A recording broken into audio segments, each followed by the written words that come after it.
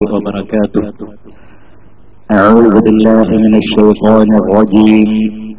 بسم الله الرحمن الرحيم. الحمد لله رب العالمين. اللهم صل على سيدنا محمد وعلى آله وصحبه وسلم. Samastha Kerala Islamic class റൂമിലൂടെ എന്റെ ശബ്ദം കേൾക്കുന്ന പ്രിയമുള്ള സഹോദരന്മാരെ, സഹോദരികളെ, കുട്ടികളെ, റേഡിയോ മുഖേന ശബ്ദം കേൾക്കുന്ന പ്രിയമുള്ളവരെ, ഇൻഷാ അല്ലാഹ് ഇനി പരിശുദ്ധ ഖുർആൻ പാരായണ പരിശീലനം. അല്ലാഹു സുബ്ഹാനഹു വ തആല നമ്മുടെ ഈ ശ്രമം വിജയിപ്പിക്കട്ടെ. നല്ല നിലയിൽ പാരായണം ചെയ്യാനുള്ള തൗഫീഖ് നമുക്ക് അല്ലാഹു തആല പ്രദാനം ചെയ്യട്ടെ. നാം കഴിഞ്ഞ ദിവസങ്ങളിൽ ഓരോ അക്ഷരങ്ങളുടെ സിഫത്തുകളെ കുറിച്ചായിരുന്നു പറഞ്ഞിരുന്നത്. ഇന്ന് നമുക്ക് പറയാനുള്ളത് റാ അതിനെ തഫ്ഖീമാക്കുന്ന സമയം, അതുപോലെ തന്നെ തർഖീഖാക്കേണ്ട അവസരങ്ങൾ, ഇതാണ് നമുക്ക് പറയാനുള്ളത്.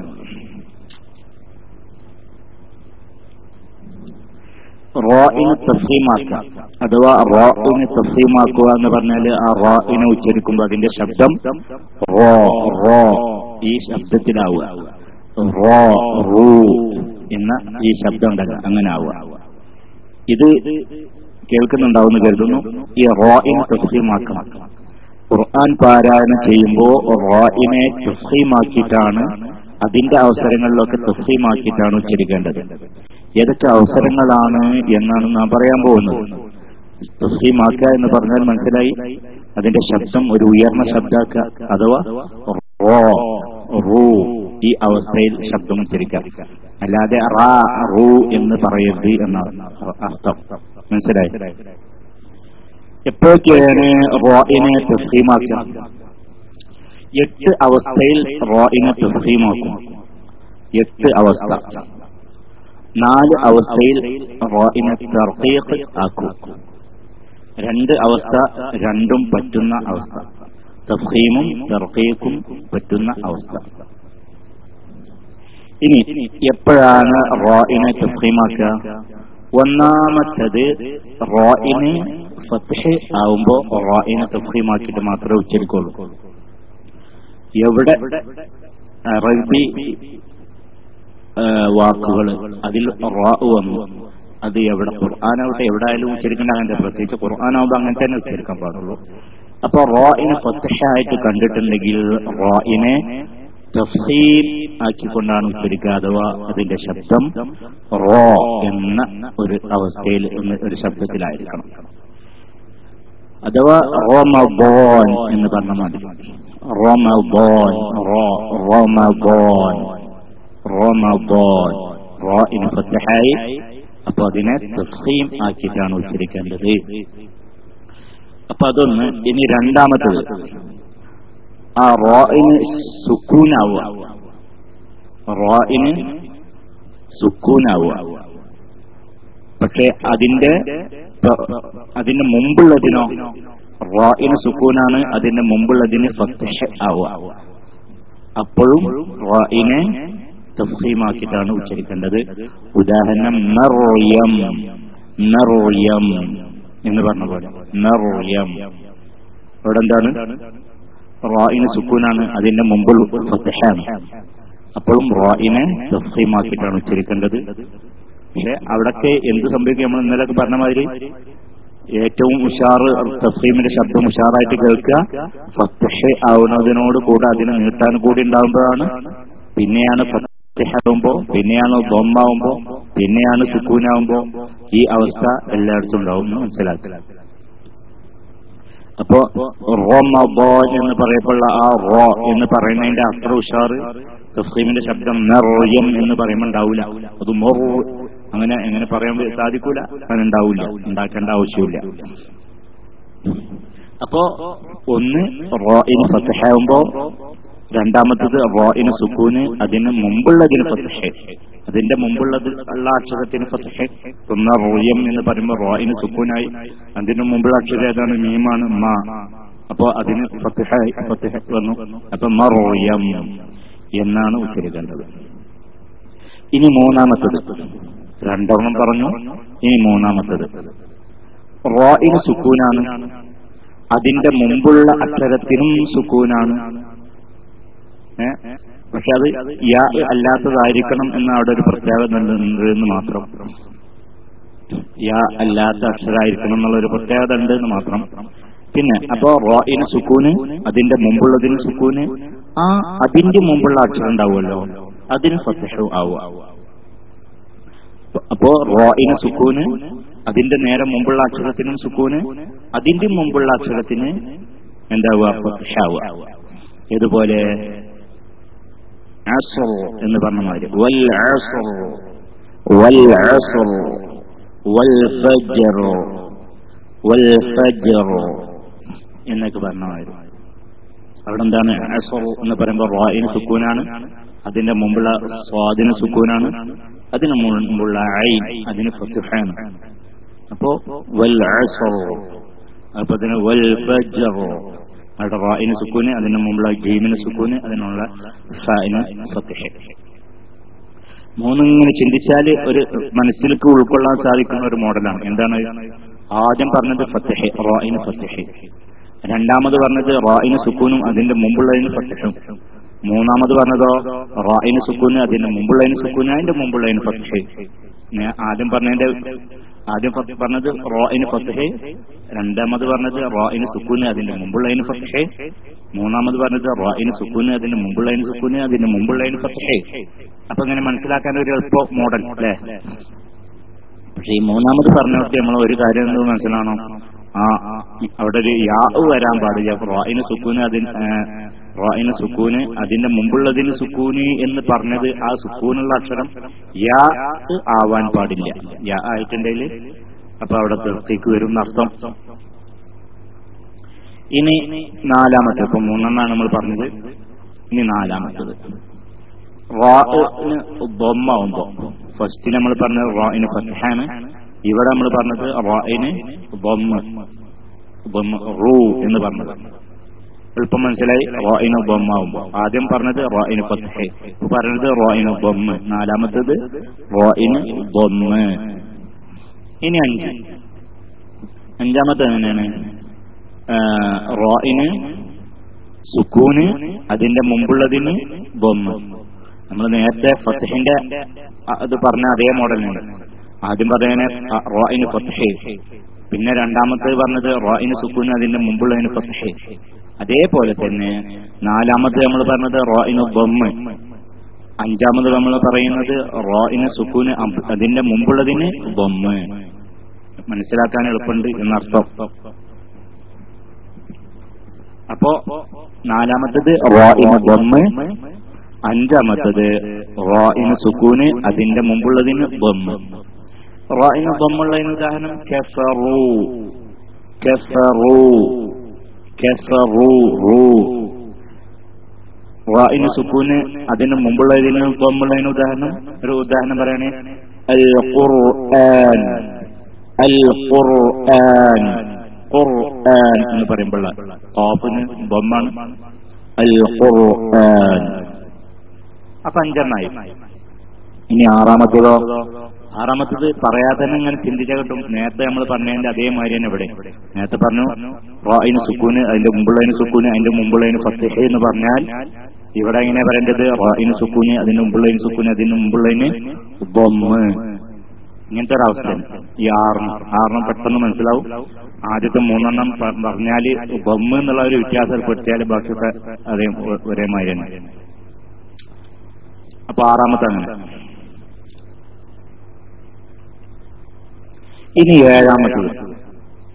ഏഴാമത്തത് റാഇന് സുക്കൂനാവുക, അതിന്റെ മുമ്പുള്ളത് കസ്റാവുക. ഈ കസ്ർ ആരിബായ കസ്ർ എന്ന് പറയുന്നത്. ആരിബ് എന്ന് പറഞ്ഞാൽ പുതുതായി ഉണ്ടായതെന്ന് അർത്ഥം. ഉദാഹരണം പറയാൻ നമുക്ക് മനസ്സിലാവും.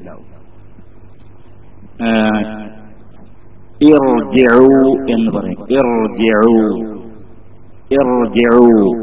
ഈ ഇർജിഉ എന്നുള്ള വാക്ക് നമ്മൾ അവിടെ കൂട്ടിയിട്ട് അതിന്റെ മുമ്പ് വേറെ എന്തെങ്കിലും ഇങ്ങനെ കൂട്ടി ഉച്ചരിക്കുകയാണെങ്കിൽ അവിടെ അപ്പൊ ഈ എന്നുള്ള കെസറൊന്നും കാണൂല. അപ്പൊ അവിടെ അതുപോലെ തന്നെ അമിർതാബു അവിടെ എങ്ങനെയായിരുന്നു? ഇർതാബു എന്നായിരുന്നു. ഓതുമ്പോ നമ്മൾ അമിർതാബു എന്ന് പറയുന്നു. അപ്പൊ ഇങ്ങനെയുള്ള അവസ്ഥയിലൊക്കെ റാഇന് പിന്നെ എന്തായിട്ട് തഫ്ഖീമാക്കിയിട്ടാണ് ഉച്ചരിക്കുക. അതായത് റാഇന് സുക്കൂനാണ്, അതിന്റെ മുമ്പ് ആരിദായ കസ്റാണ്. സുക്കൂനായ റാഇന്റെ മുമ്പുള്ളത് ആരിദായ കസ്റാവുമ്പോൾ തഫ്ഖീമാക്കും. ഇർജിഉ, അതുപോലെ തന്നെ അമിർതാബു എന്നൊക്കെ പറയുന്ന മാതിരി. എട്ടാമത്തത് നമ്മൾ പറയുകയാണെങ്കിൽ റാഇന് സുക്കൂന്, അതിന്റെ മുമ്പുള്ളത് കസ്ർ, അതിന്റെ ശേഷമുള്ളത് ഇസ്തിലാഇന്റെ ഹർഫ്, അതിന്റെ കസ്റാക്കപ്പെട്ട ഇസ്തിലാഇന്റെ കസ്റാക്കപ്പെട്ടത് അല്ലാത്ത ഇസ്തിലാഇന്റെ ഹർഫാവും ചെയ്യാം. എങ്ങനെ? റാഇന് സുക്കൂന്, ആ റാഇന്റെ മുമ്പുള്ള അക്ഷരത്തിന് കസ്ർ, റാഇന് സുക്കൂന് അതിന്റെ മുമ്പുള്ള അക്ഷരത്തിന് കസ്ർ. പിന്നെ ഈ സുക്കൂനായ റാഇന്റെ ശേഷമുള്ള അക്ഷരം അത് കസ്റാക്കപ്പെട്ടത് അല്ലാത്ത അഥവാ കസ്റുള്ളത് അല്ലാത്ത ഇസ്തിലാഇന്റെ ഹർഫ് ആവുക. ഇസ്തിലാഇന്റെ ഹർഫ് ഏതാണ്? ഖുസ്സ, ളാദിൻ, ഖിർ എന്ന അക്ഷരം. ആ അക്ഷരത്തിൽപ്പെട്ട ഏതെങ്കിലും അക്ഷരം ഈ സുക്കൂനായ റാഇന്റെ ശേഷം വരിക, പക്ഷെ അതിന് കസ്ർ പാടില്ല. ഉദാഹരണം മിർസാദ, മിർസാദ, ഖിർഖാസ്, ഫിർഖ, ഇർസാദ എന്നൊക്കെ പറഞ്ഞാൽ നമുക്കങ്ങനെ തോന്നും മിർസാദ എന്നുള്ളത് തർക്കീഖല്ലേ, കാരണം മുമ്പ് കസ്റല്ല. റാഇന് സുക്കൂനാണെങ്കിൽ അതിന്റെ മുമ്പുള്ളതിന് കസ്റാകുമ്പോൾ സാധാരണഗതിയിൽ എന്താ ഉണ്ടാവുക?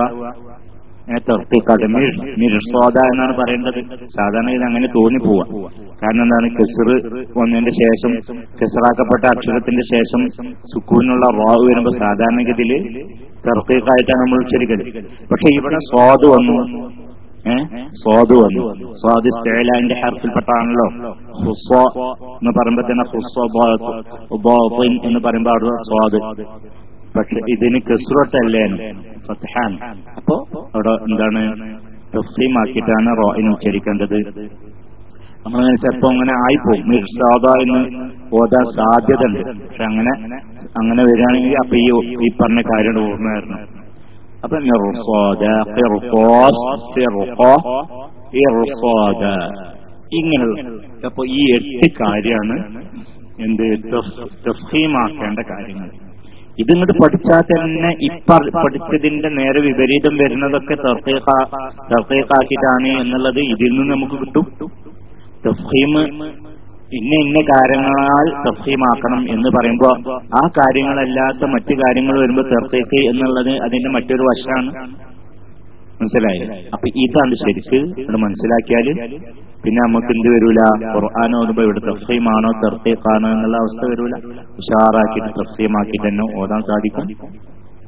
ഒന്നും കൂടി പറഞ്ഞാൽ റാഇന് ഫത്ഹാവുമ്പോ, അതുപോലെ തന്നെ റാഇന് സുക്കൂന് അതിന്റെ മുമ്പുള്ളതിന് ഫത്ഹാവുമ്പോ, അതുപോലെ തന്നെ റാഇന് സുക്കൂന് അതിന്റെ മുമ്പുള്ളതിന് സുക്കൂന് അതിന്റെ മുമ്പുള്ളതിന് ഫത്ഹാവുമ്പോ, പക്ഷെ അവിടെ ഒരു കാര്യം നമ്മൾ ചിന്തിക്കണം.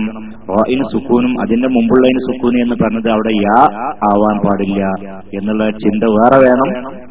അതുപോലെ തന്നെ റാഇന് ദമ്മാവുമ്പോ, അതുപോലെ റാഇന് സുക്കൂനും അതിന്റെ മുമ്പുള്ളതിന് ദമ്മ ആവുമ്പോ, അതുപോലെ തന്നെ റാഇന് സുക്കൂന് അതിന്റെ മുമ്പുള്ളതിന് സുക്കൂന് അതിന്റെ മുമ്പുള്ളതിന് ദമ്മ ആവുമ്പോ. ഇപ്പൊ നമ്മൾ 6 പറഞ്ഞു. ആദ്യത്തെ 3 പഠിച്ചാല് പിന്നത്തെ 3 പഠിക്കാൻ എളുപ്പമാണ്. അതേ രൂപത്തിന് ഇങ്ങനെ ദമ്മാണ് എന്നുള്ള ഒരു വ്യത്യാസം മാത്രമേ ഉള്ളൂ. പിന്നെ നമ്മൾ പറഞ്ഞു റാഇന് കസ്റാവുക, അതിന്റെ മുമ്പുള്ളത് ആരിദായ റാഇന് സുക്കൂനാവുക, അതിന്റെ 7ാമത്തത് റാഇന് സുക്കൂനാവുക, അതിന്റെ മുമ്പുള്ളത് ആരിദായ കസ്ർ ഉള്ള സമയത്ത് ആയിട്ട് വരിക, ആരിദായ കസ്ർ. അതുപോലെ ഇർജിഉ, അമിർതാബു എന്നൊക്കെ പറഞ്ഞു. പിന്നെ നമ്മൾ പറഞ്ഞ 8ാമത്തതാണ് അത് റാ സുക്കൂനാവുക, അതിന്റെ മുമ്പുള്ളതിന് കസ്റാവുക. പക്ഷെ അതിന്റെ ശേഷം പറഞ്ഞാല് ആ സുക്കൂനായ റാഇന്റെ ശേഷമുള്ള അക്ഷരം കിസ്റാക്കപ്പെട്ടത് അല്ലാത്ത ഇസ്തിഅലാഇന്റെ ഹർഫാവുക. കിസ്റാക്കപ്പെട്ടത് അല്ലാത്ത ഇസ്തിഅലാഇന്റെ ഹർഫാവുക. അപ്പൊ ആ ഇസ്തിഅലാഇന്റെ ഹർഫ് കിസ്റാണെങ്കിൽ എന്തായിരുന്നു? അപ്പൊ അവിടെ തർക്കീക്കായിരുന്നു വേണ്ടുന്നത്. അതായത് കാരണം ഇപ്പൊ നമ്മൾ മിർസാദ എന്ന സ്വാദിനെ പറഞ്ഞ അവിടെ ഫത്ഹാണ്. അത് നമ്മളിപ്പോ അവിടെ കിസ്റാണെന്ന് സങ്കല്പിക്കുക. അപ്പൊ മിർസി എന്ന് പറയണേ മിർസി എന്ന് പറയില്ല, മിർസി എന്നേ പറയുള്ളൂ.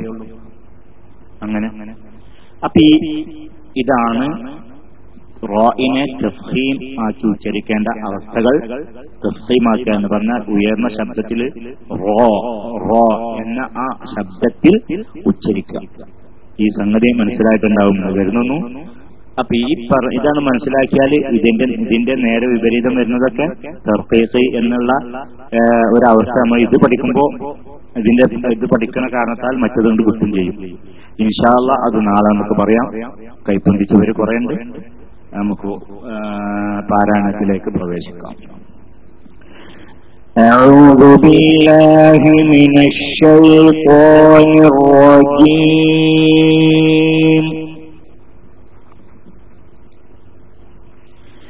بسم الله الرحمن الرحيم.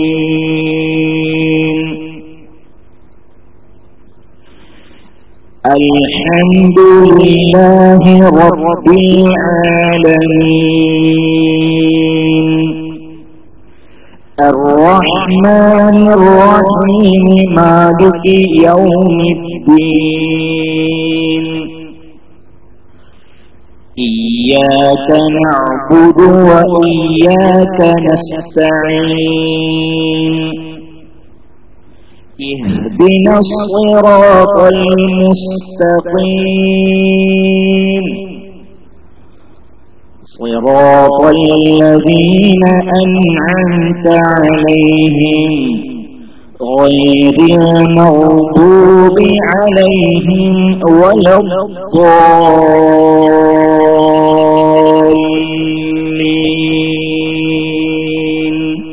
آمين. അപ്പോ ഓരോരുത്തരും കേൾക്കുക.